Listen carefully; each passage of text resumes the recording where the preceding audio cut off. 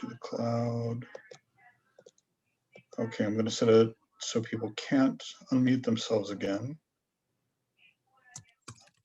Oh, that's already done by someone. All right, and Claire needs to be made the co-host.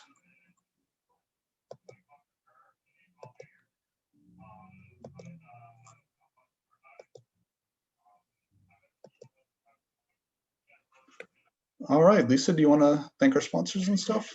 Absolutely. Welcome. Welcome everyone to the 2021 New Orleans Poetry Festival. This is poetry and travel in the time of COVID. I'm really looking forward to hearing you all talk about it. I'm Lisa Passold from the board at the Poetry Fest. And before we get started, we want to thank our major sponsors this year, especially the New Orleans Jazz and Heritage Foundation and the Academy of American Poets, who have helped us keep this year's festival free and open to all. Thank you so much for that. And I'm glad to see you with us at this event. And as you think all already know, we've got lots of events still to come till the end of the month, almost every day it seems, and especially over weekends. And they're all free, so just check out the website and follow the links. And now I'm going to turn this over to Benjamin Morris. Over to you. Lisa, thank you. And before we get out of here, we'll make sure to hear more about your event on Thursday as well. So we'll tag that on to the very end of the reading for sure. That sounds great. Great as well. So everybody, thank you so much for joining us. It is a great pleasure to have you here. And we are, as we were just saying, incredibly grateful for your support of the New Orleans Poetry Festival this year in such a strange time.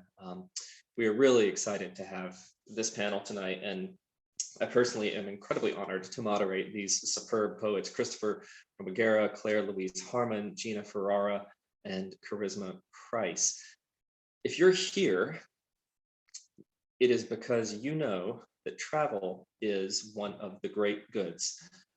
It is often said that insomnia is the great educator, but I actually personally believe that travel is the great educator. And it's something that has been in many ways taken from us this past year. But in poetry, we have recourse. As we all believe, poetry is not just a record of travel, it is a form of it. And each of the poets here this evening is going to share their work and to meditate together on what we all long to be able to do safely once more, but also what we still can do through this genre, through this form. So we're going to do things slightly differently from some of the other panels to save time and to get to the poems faster. I'm not going to read the individual poets' biographies. Those are available on the website if you want to read more about their books, their professional work, and so forth. So please visit nolapoetry.com. I'm sure many of you have already to learn more about Christopher, about Gina, about Charisma, and Claire.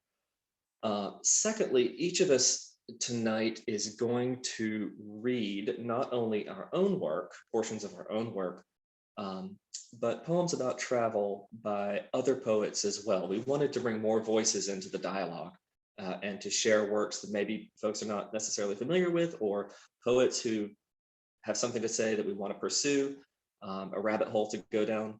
So we're going to read about maybe half and half each, something like that, or 60-40, something like that. Each poet will say a word or two about the external poems that they'll be introducing as well. So we'll each read for about 8 to 10 minutes. We're going to go alphabetically, which is great for me because I get to start, and it means that I don't have to follow any single one of these incredible poets. This is totally self-serving, I assure you. So I'm very delighted. I'll start. We'll go to Chris. After that, Claire, then Gina, and Charisma will close us out. And if we have time at the end, we're going to shoot to have just a couple minutes of chat. And if anybody has any reactions or feedback, please go ahead and put those in the group chat, and Lisa will help moderate any questions that arise or that sort of thing. So, all right, let me get to it. I'm going to read 6 poems this evening. I'm going to read 3 of my own and 3 by other poets. And the first one is by Carolyn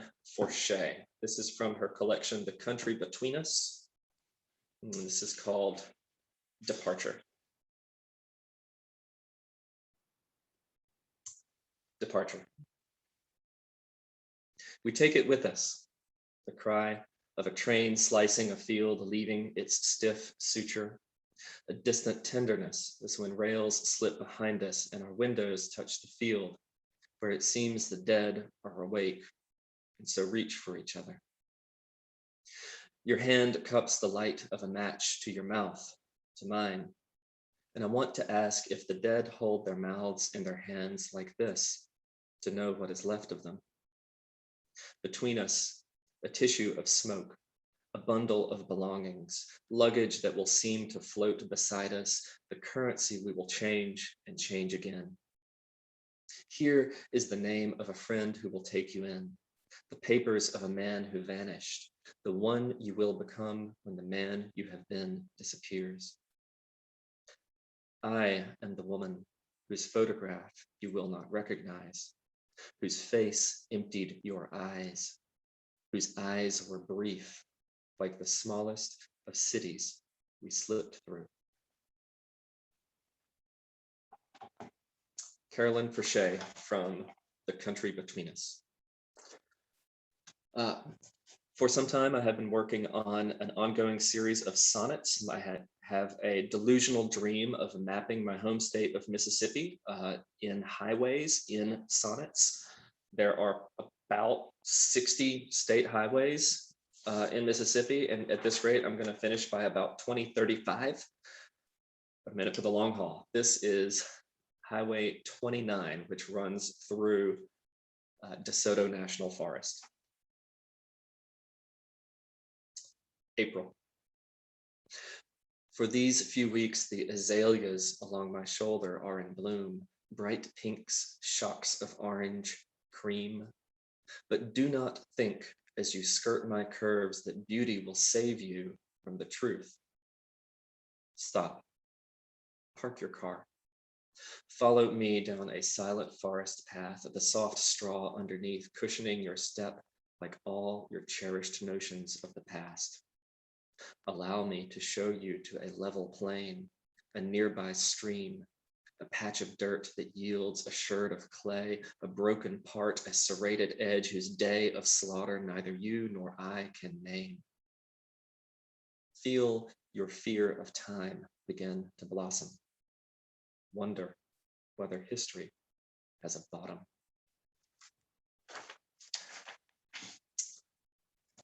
For many years, thank you.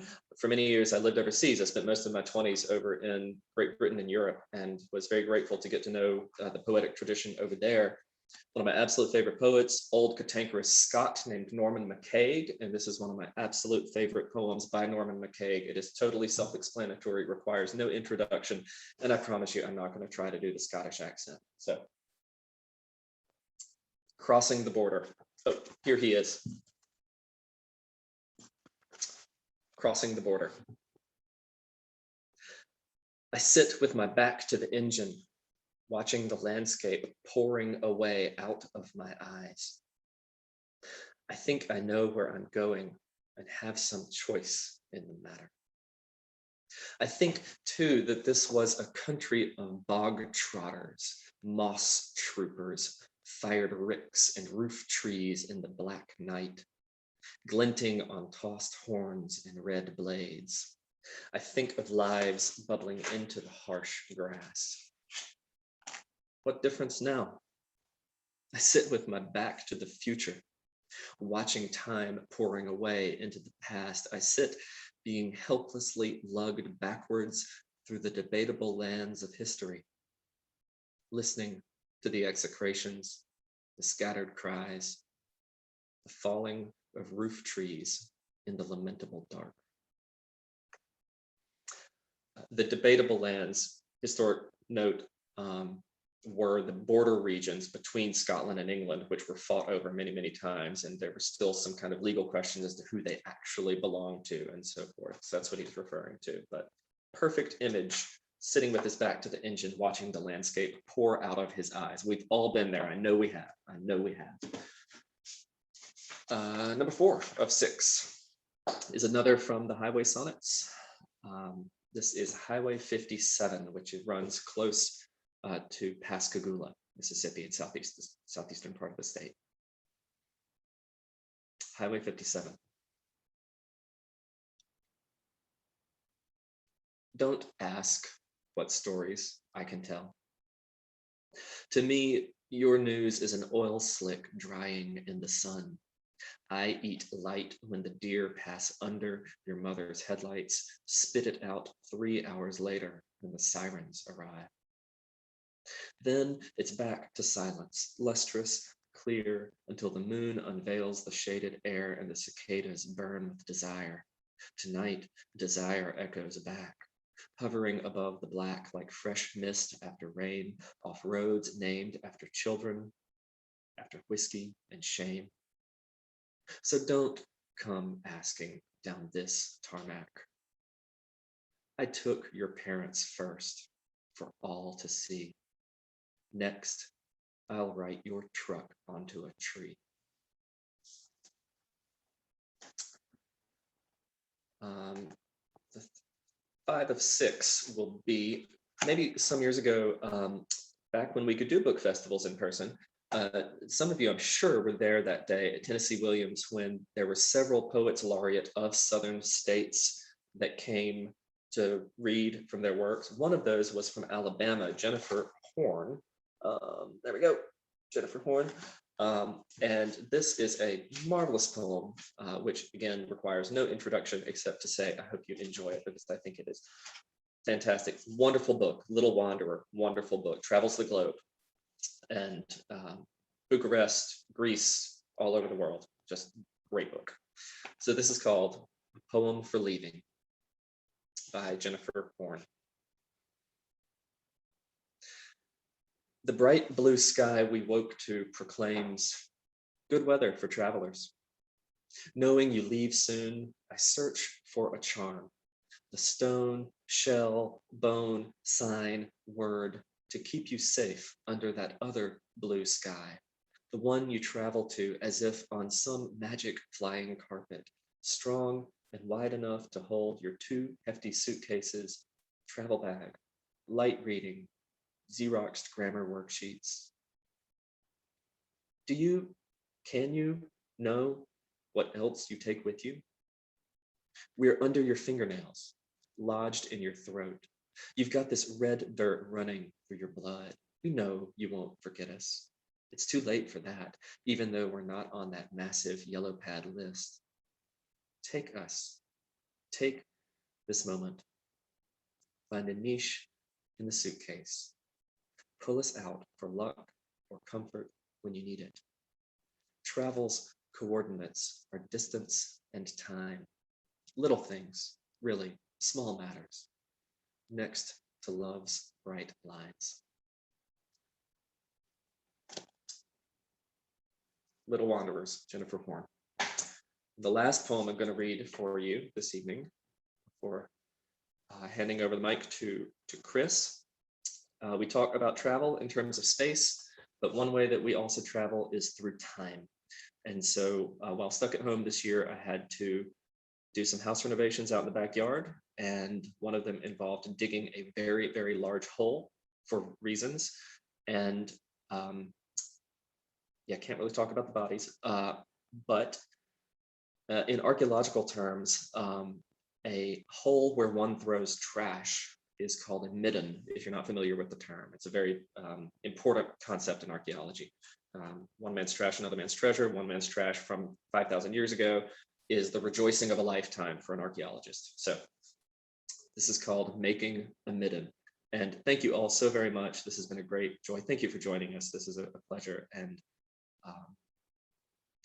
making a midden. First, the slice into the tussled sand, the kick and twist to open the ground's grin. October looms overhead, stitches the earth with leaves, whispers to us of our worth. But this pit must be dug, this litter dispensed, this crushed mug, this wine stem rinsed in grit, this ceramic cracked into an edge. The shovel tamps the dirt, smooths it to a fresh new sheet. This house collapsed, this street a ruin, this city known only as a map of the forgotten. Let the nosy trowels come, and in this midden find not what was sought, but what was given. Blackened glass, a split pill bottle in which to carry the distant death rattle of the gods we buried. Thank you.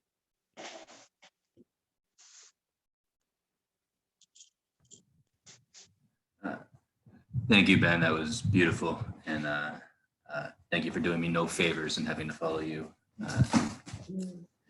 But I took the travel and COVID a little loosely. And I was thinking about the last time I did a big travel, which is through South America. And after a rather difficult experience I ended up in Chile, and I caught myself reading Neruda.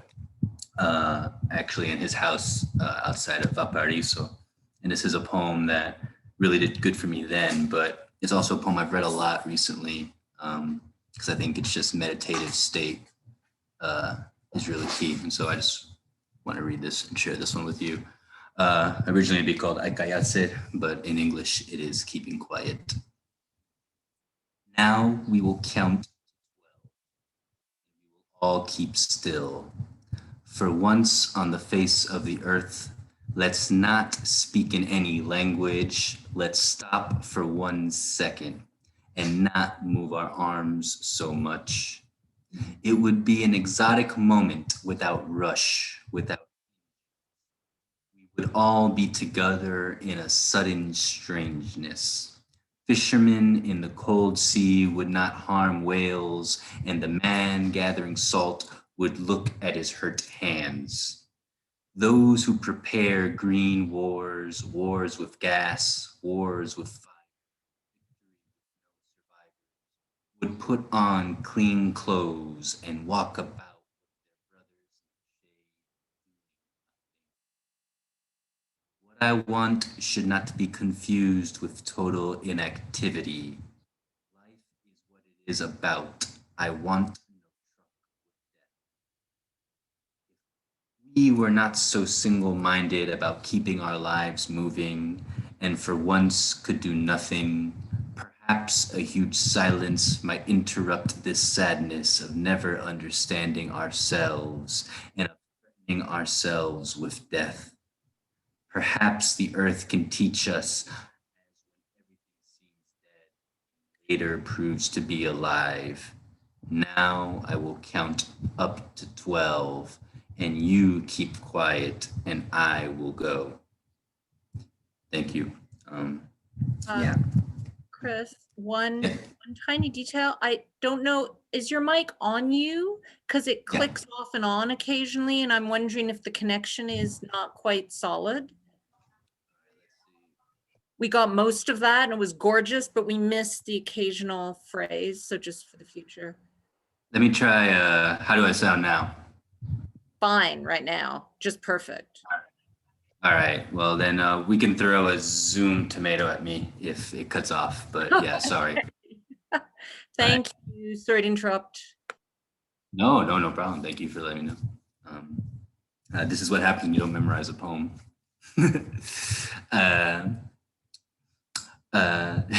Yeah, I agree, Claire. On the poem I'm going to read, I'm long-winded in poetry, as in life, so I'll just read one poem that's a little bit longer. This was about the first time I traveled to Cuba, and I thought about this poem a lot when Ben approached me because it's not about a good experience I had when going to Cuba, which is where my parents are from. Both sides of my family are from, but it is about. It kind of reminded me about even the hard times of travel being important and how I miss even those difficult travel trips, both personally as I was going through a difficult time, but also learning about the place you're from and how the countries war with each other, etc. So this was gonna be my one piece that I'm gonna read. It's gone through a few titles, but the last one I thought it was El Malecón a presentar un enfermero, which would be El Malecón introduces a nurse, I guess would be the best way of translating that.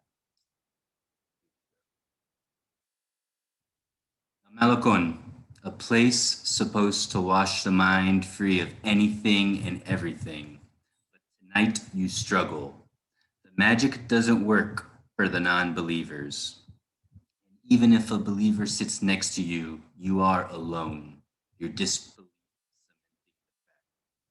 You look into the sea. The waves break before crashing to the shore, bubbling from a fever infecting the world. Mike again. I could switch to my phone, but if you want, let me let Claire go, and then maybe I'll do one later, or I could pass. I would try to just keep going. I think it's just your connection. Um,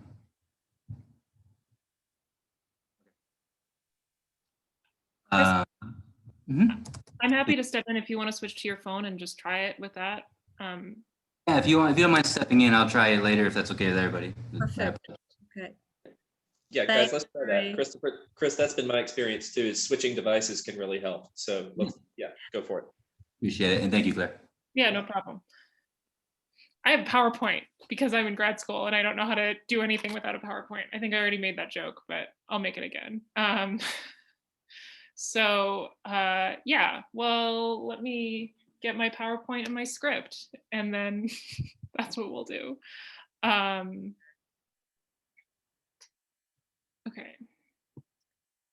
Ta-da. What's that?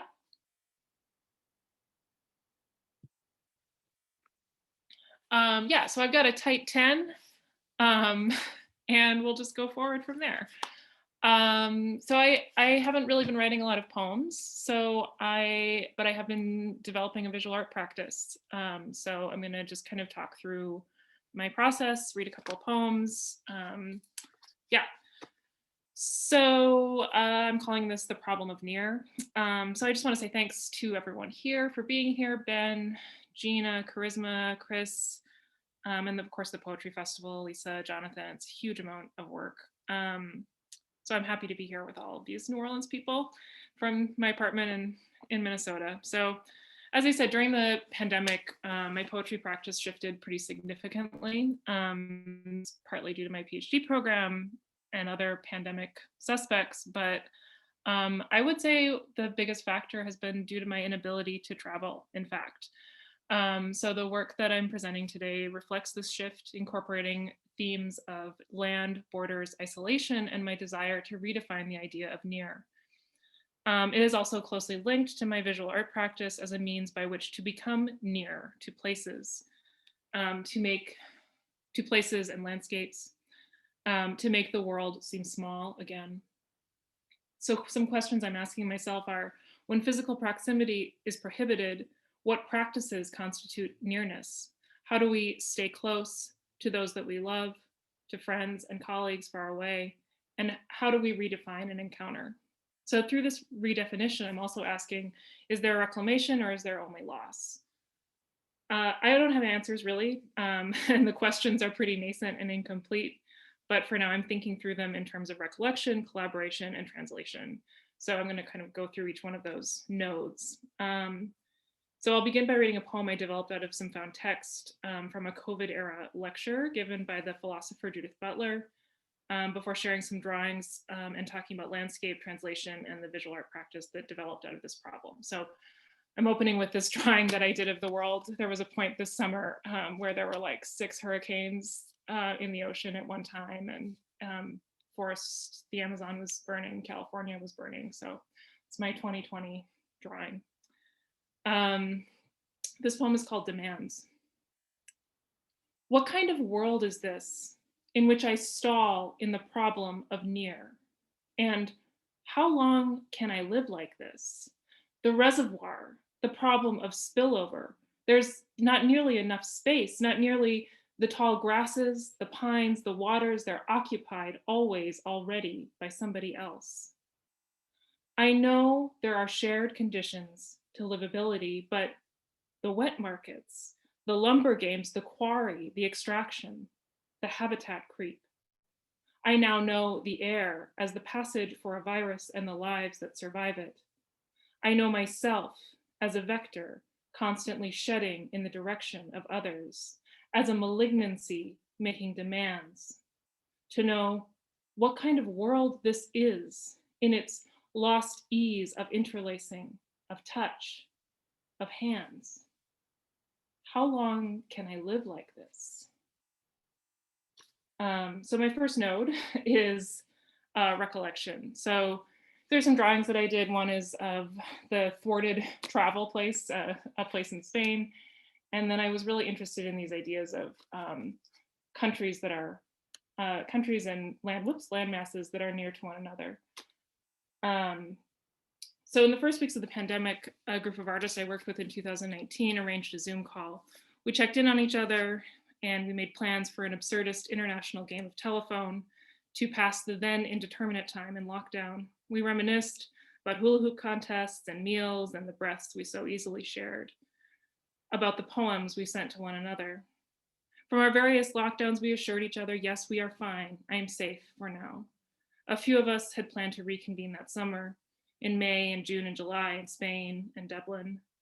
We were optimistic that we'd still gather, but in my heart of hearts, I think I knew that we wouldn't. After the call, I looked at the pictures of the landscape we grew to know, reproduced here in a drawing I made months later, and revisited a poem that circulated among the artists as a way of enacting our lost nearness, of activating and of exercising, of reclaiming some trace of proximity. So that poem is probably, it's a short one, but one of my favorite poems.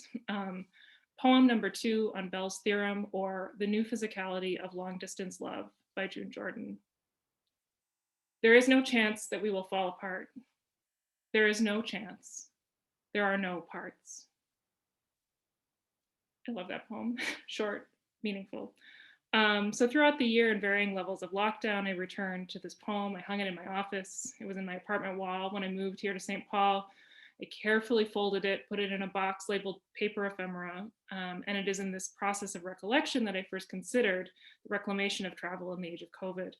The poem became not only an artifact for the last time I traveled, but a stand-in for the question of nearness and connection. Later, I think about this in terms of Spinoza and immanence, more recently, a statement of solidarity.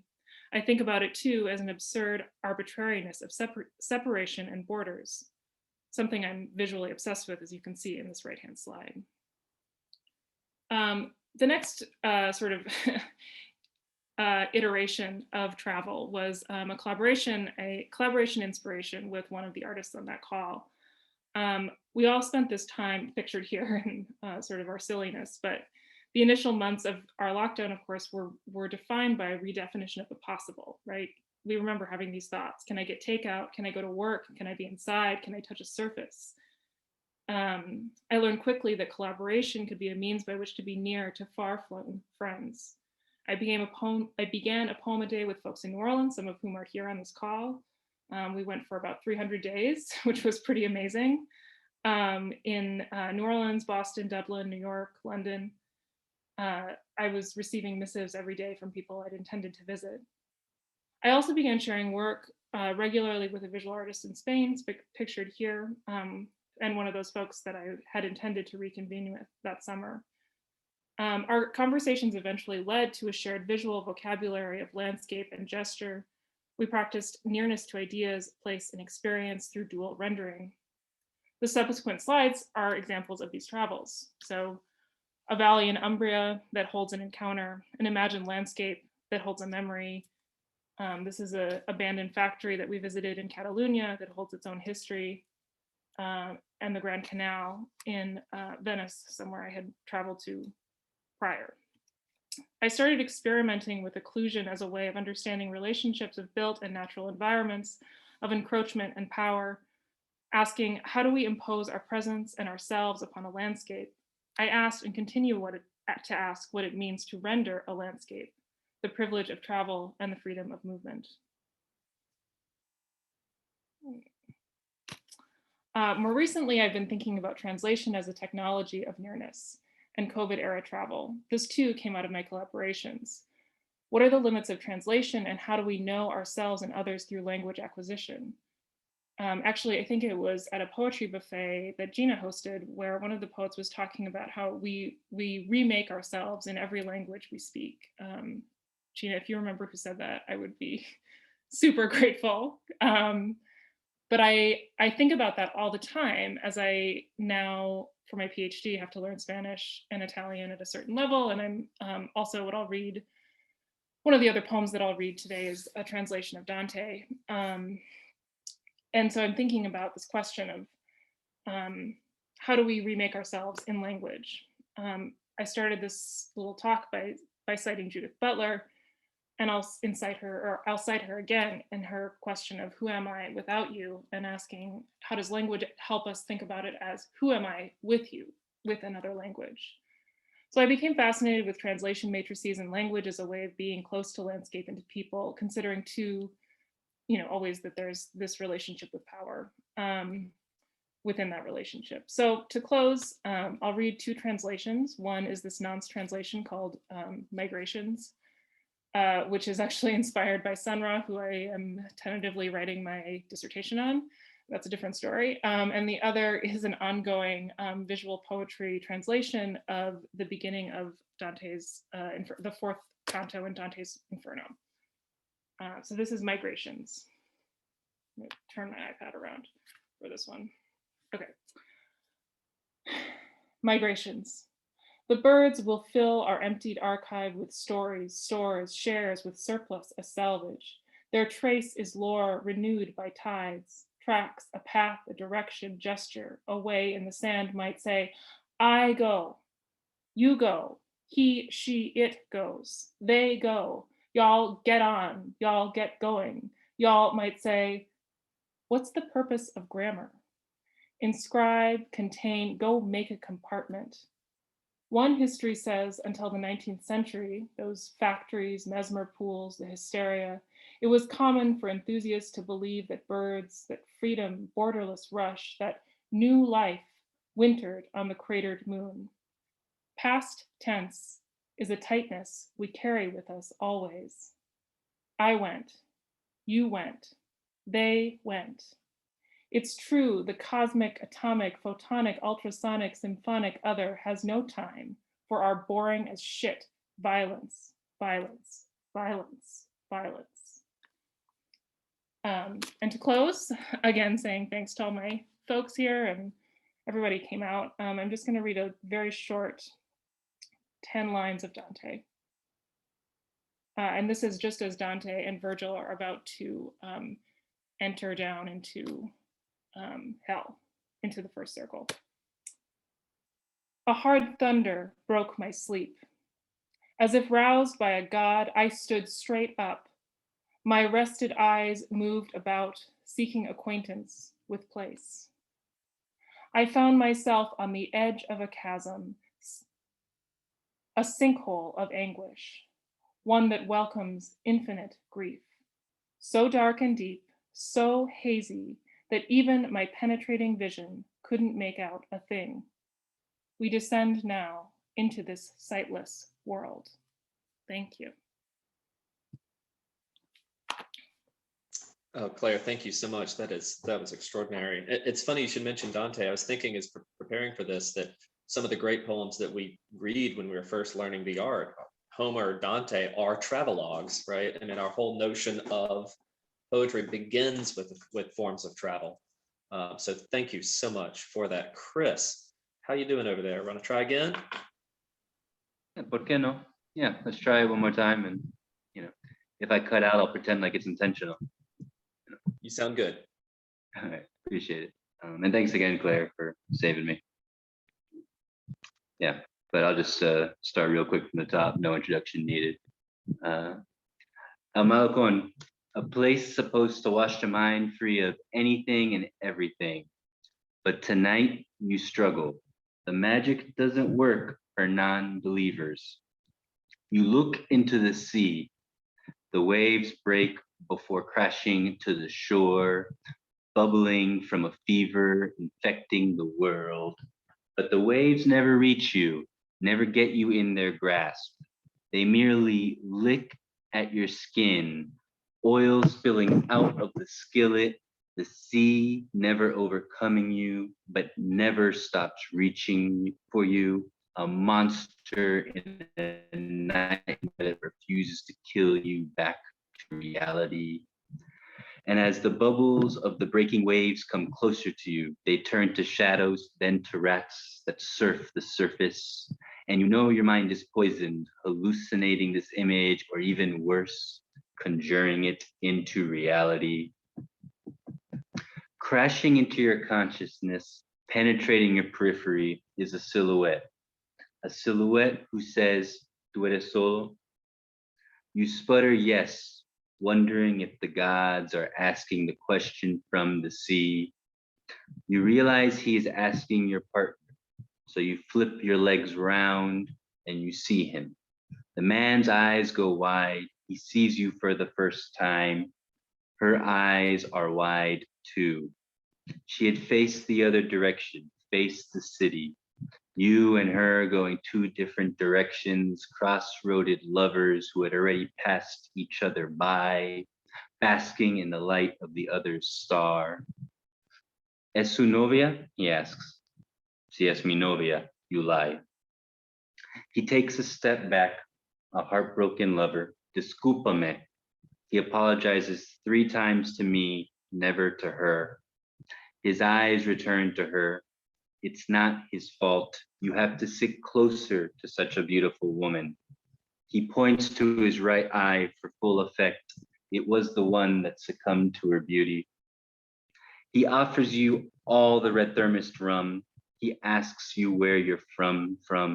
You say the States. He looks at you skeptically, the first time his eyes train on you fully. There is no cure for the Cuban paranoia, and if there was, we wouldn't trust it. When you say your father is from Cuba, the answer suffices, the skepticism subsides, and he returns to his ranting ways. He tells you he is a doctor, though he shows you his ID that says enfermero. This is not the same word as doctor. He makes 37 cu a month, what one night at your casa costs. He tells you he sells tobacco, mota, y ron to make ends meet. He tells you he does not want to sell tobacco, mota, y ron to make ends meet. He does not want to be a rat in a nightmare. He shows us his wallet, opening it wide. The stitches hang by a thread. Even the butterflies have long vacated the thing. He rides the wave of a drinking addiction, revealed every night with the lowering tide, giving a spiel he gives to his friends, to himself, if no one else is around. He's been brought back from sea 3 times. He knows the exact kilometers and miles to Key West. He thinks of it often, but don't confuse it. He doesn't like the United States. It's just closest. If Peru were 90 miles away, he'd go there. If it were Argentina, he'd go there. He sees your phone and says how lucky you are to be able to send fotos y besos to your girl. Besos punctuated with actual kisses left in the air. He says how his shitty phone takes shitty pictures, how he can't get shampoo or toothpaste for his daughter. He tells you he hates to ask, then he asks for everything and anything. And you hate yourself for hustle or no. You left all the regalitos en casa. Your heart pumps pain as you shake him off, a pitcher who can't deliver what the catcher calls for. He tells you how neither government wants you talking, how it destroys the fairy tales they tell each other. He asks about Pops, about why he left. You say for many reasons, a lie again. He says Castro, using a tone no one on the island has used when uttering the name, and the way somebody says God before damn. You say it depends on a lot of things, and before you could even pretend to ignore the name, he says again, Castro, this time sliding his finger across his neck like the finger too hungered for the slice of red meat. And before you could even respond, he says, but the people still suffer. And you know from the whites in his eyes that he tells no lies, at least no lies he doesn't believe himself. And he turns around and he disappears like the rats at sea, but not before announcing you'll see him again. Thank you.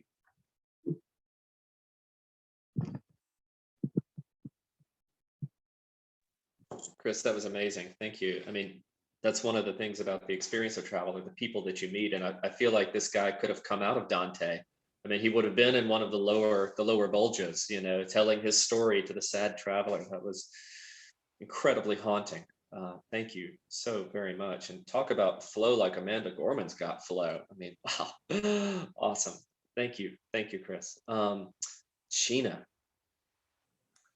All right. Well, hi everybody, and thanks to the Poetry Festival and to Ben and Claire and Chris and Charisma and everybody for being here. I'm going to read "Sleep in the Mojave Desert" by Sylvia Plath, since I'm not sleeping in the Mojave Desert. So, out here there are no hearthstones, hot grains simply. It is dry, dry, and the air dangerous. Noonday acts queerly on the mind's eye, erecting a line of poplars in the middle distance, the only object beside the mad straight road one can remember men and houses by. A cool wind should inhabit those leaves, and a dew collect on them, dearer than money, in the blue hour before sunup. Yet they recede, untouchable as tomorrow, or those glittery fictions of spilt water that glide ahead of the very thirsty. I think of the lizards airing their tongues in the crevice of an extremely small shadow, and the toad guarding his heart's droplet. The desert is as white as a blind man's eye, comfortless as salt. Snake and bird doze behind the old masks of fury. We swelter like fire dogs in the wind. The sun puts its cinder out. Where we lie, the heat-cracked crickets congregate in their black armor plate and cry. The day moon lights up like a sorry mother, and the crickets come creeping into our hair to fiddle the short night away. So I have been writing, a decent amount, I guess. And so all of these are kind of pandemic poems. So I'm going to read 4 or 5 of them. This is called August Insomnia. Without froth or candescence, the milkiest streetlight shines in a shaft as a generous cone of possibility. It bathes us pale. Quick blades slice the motion of an hour. Flesh, the composition of prolific follicles, layers and cells, presses a soundless possession. Mine against yours, another turn, a pillow, a mattress, a sudden scratch. Unlike this late summer stridulation, all that the trees can possibly hold, the unseen rubbing and friction and urgency of translucent wings. Ode to Snow Roses. These are not what my mother received, nearly venal in cut crystal, placed beneath a runner or doily, centered by the mirror, both real and reflected, celebrating a June birthday, a February wedding. Mine welcomed the wicked cold, a stringent wind, sawdust from the now hewn tree.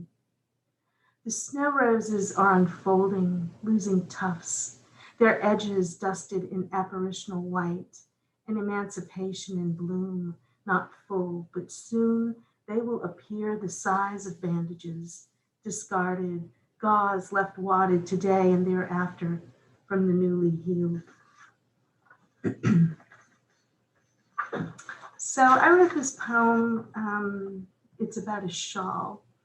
And Andy Young came to read at Delgado. And Andy had just lost her mom, and she was wearing a shawl. And when my mother passed away, someone made me a shawl. And so this is called Beginning in Persia. Its own rhythmic genesis, a pattern clicking of creation. The knitter's eyes downcast without any chance of seeing the horizon. Epic skeins unwind to lengths of comets, slack equators. Persistent needles make loops, weave a tribe of threads, the color of melons, mums, others offering Monet's watery palette, filaments twisted, winter camellia white, and a tinge of frost, box and brioche rib, stationary windmills and squares, a geometry of pyramids and parallelograms, successive, stitches align then blend, eventually like grief, followed by acceptance, to enfold shoulders, to blanket the now of loss. And I'm gonna close with a sestina. I love sestinas, and I find that they're good when you're trying to work your way through an obsession. And I think that's because the sestina itself then becomes the obsession. This is traveling to the past. It's called In Unequal Seasons. My mother's shoes shared the color of bones, her dress pale as prolific swamp flowers, a tide of pink whenever I wanted answers. We went to Miss Greenleaf's, who lived on Mystery. I perched with my sister on a cushion's edge after we made our way through tool bolts and tumult. Before dusk, even the sunset brought tumult. We drove past the cemetery graves burgeoning with bones. No mountains, no hills, utter flatness, then the edge. Unequal seasons, exponential explosions of flowers. My mother was a vault, so many mysteries. Tomorrow always came with a promise of answers. Sunrise, the initial upper arc, a slow answer, always unspoken, the absent, a silent tumult. My sister knew she didn't want the mystery. What becomes calcified isn't only bones. In bloom, always a short litany of flowers. To begin again, bitten nails, uneven edges. Nothing electric. My father used edges, watching from a door sill. I wanted answers. His aftershave pungent, never smelled like flowers. That summer he left, absent rain, a drought, heated tumult. We wore sandals, shoes barely covering our bones. Scarlet, mustard, blue, orchid, and plum, colors of mystery. Near the cemetery, the short street named Mystery, anything flat and four-cornered always has an edge, and with stitches, bobbins, paint, decaying, faltering bones. With pins in her mouth, Miss Greenleaf gave no answers, searching through buttons, notions, a tolerable tumult. The prickly lantana, rampant, small, scrambled flowers. Another variation, always a variation of leaves and flowers, hearing the rhyme, similarities between ledge and edge, looking in apertures to see colors in tumult. Beyond the park, past the church, a quick turn on mystery. My mother, depressed, downshifted, kept her answers. I saw what deteriorated and remained no different than our bones. Answers never lodged close to marrow or bone. Added names, recognition, flowers sprang from mystery. We felt the uncertain, then the tumult, rips and tears from frayed edges.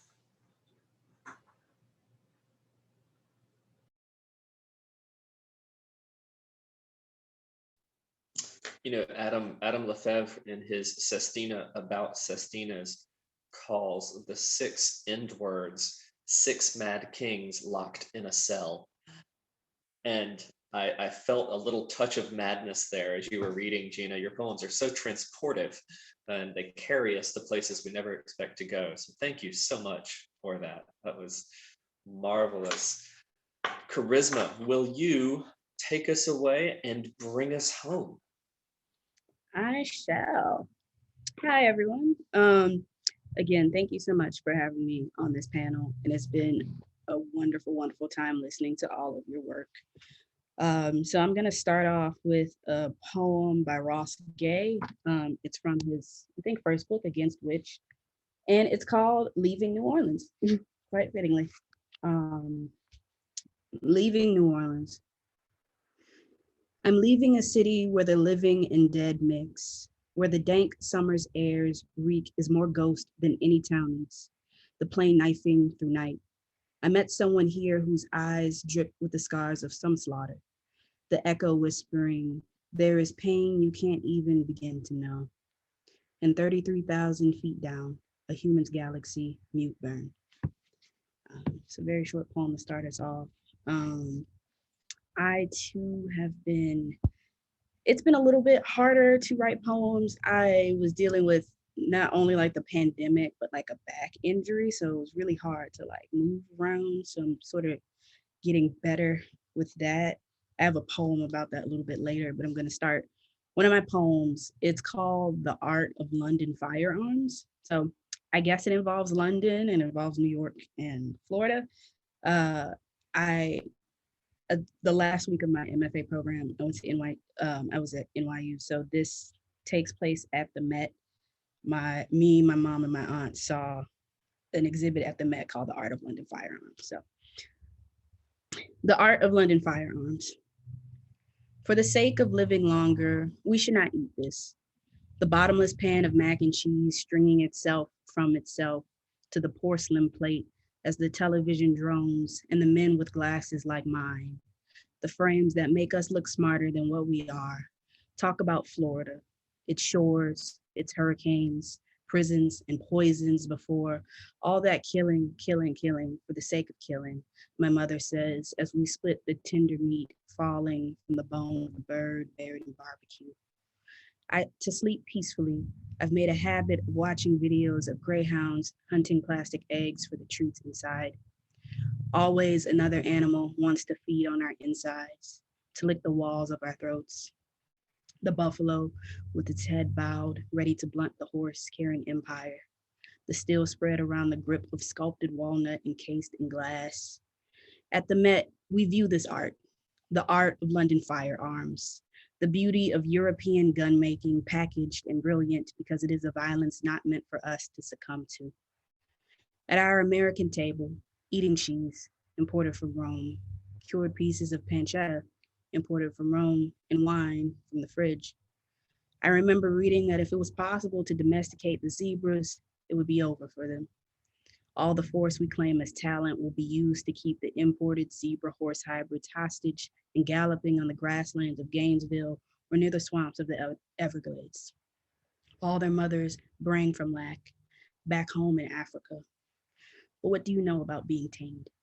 Each of us now in our petless zebra world are wondering when the next body will fall and how long it will take the men whose tongues rise and bow like the heads of buffalo to blame the violence not meant for them on something that is not the barrel, not the bullet, walnut, rosewood, platinum, or plastic carving death in our insides. No, we want the smoke, just like the gazelle and the little man on his yellow chariot eyeing her body for burial. We are so barbaric, we are human.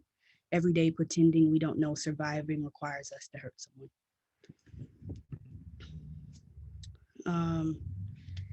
I'm going to read another poem from someone else.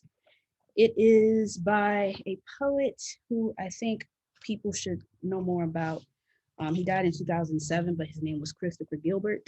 Before he passed, he published a book through Grey Wolf called Turning into Dwelling. So this is sort of like travel in regards to memory and nostalgia. So his poem is called Fire Gotten Brighter. Remember that memory. In this dimness, when the sounds I make are foreign, my home is not my home when I think of another winter and the distant whiteness of its walls, when even the sun seems set outside the world. In this dimness, the edge of things removed, to thought the numb called touch. Remember that memory. The young Black self, the whole Black body painted hot by the fresh orange scene in the basement of our old house when I was 9. When it was my turn to keep the fire going while my family slept. My father off divorced somewhere, my older brother resting after work, and what shadows hovered at the fringe of light spilt from the furnace's mouth. I struck my shovel in the flame, had its intensity, its heat travel through a vein in the handle to a part of my head. The coals gotten smaller, brighter. Out of that fire, my frightened shoveling in the night, now a framed power, that young effort made a little orange scene, kept the whole world excited, gathered near its center. In the dimness where I can't tell if my longing is my own, it has gotten winter. Above me, I watch a jet that beats perfectly still, yet gets so distant, goes so pointless.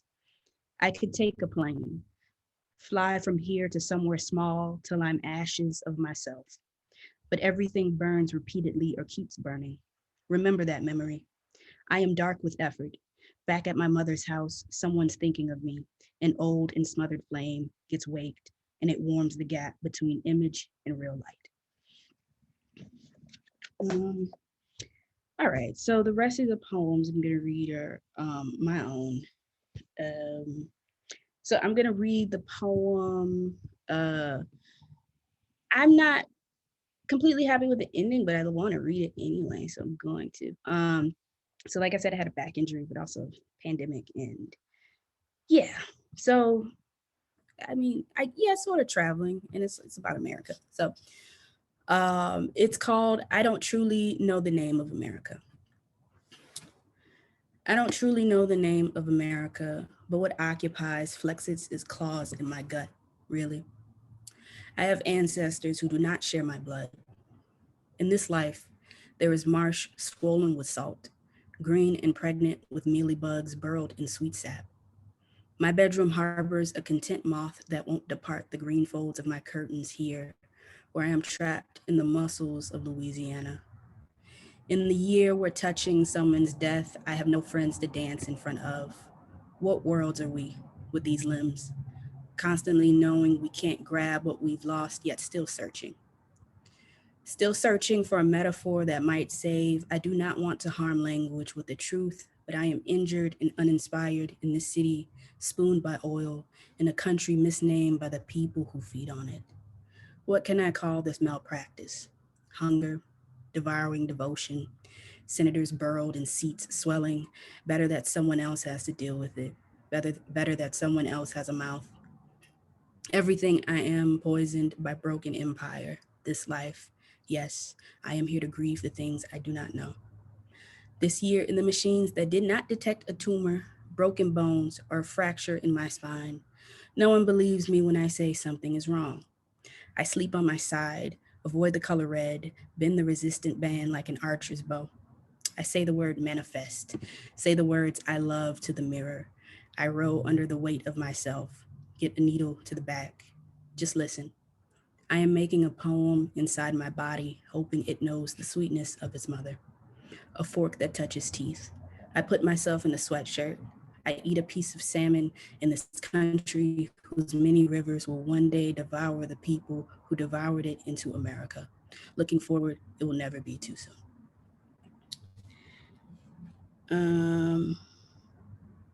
Let's see.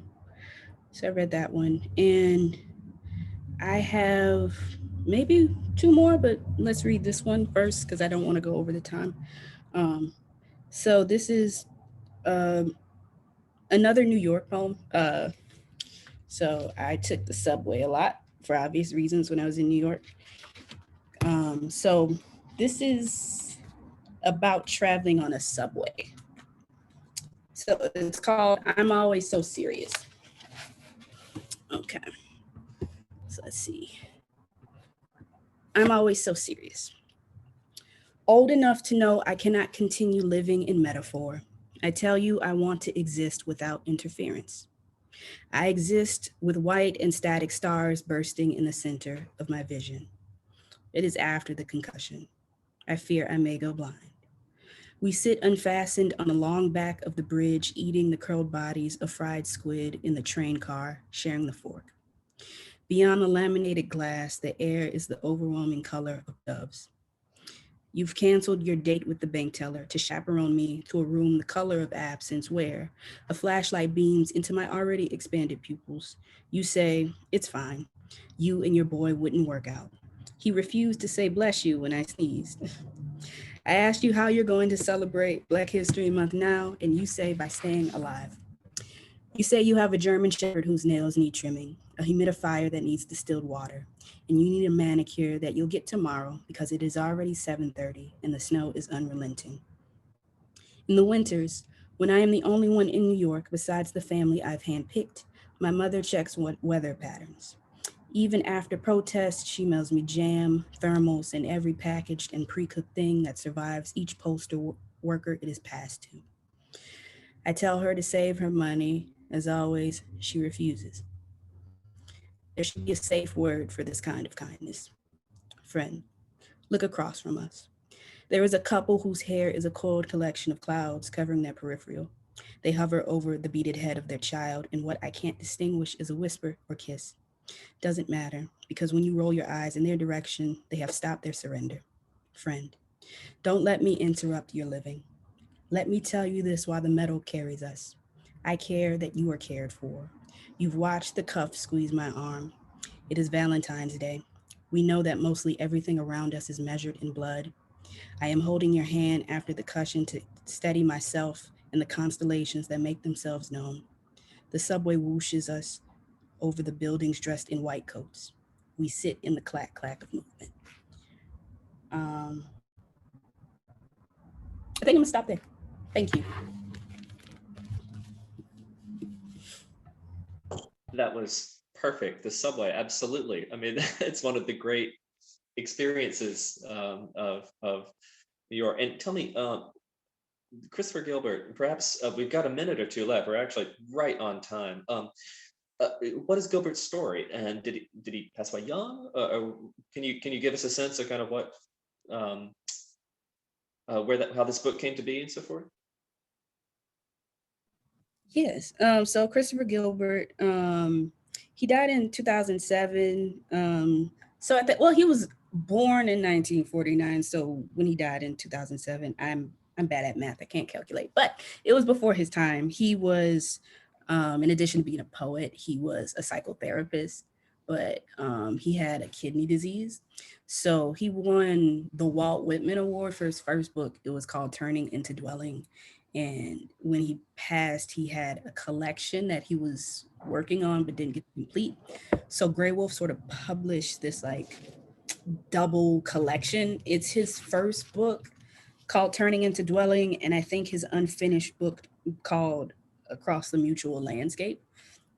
So yes, the poet Terrence Hayes, I think helped them. Mark Dottie is the series editor, and the introductions by Terrence Hayes, and they sort of put it to a collection together. So yeah, I recommend reading his stuff. Well, thank you so much. And your own poems were incredible. I love that image of as you're lying there, healing. The healing process itself is a making, and your body is making this silent poem inside it. And that was so incredibly evocative. Thank you for bringing that to us.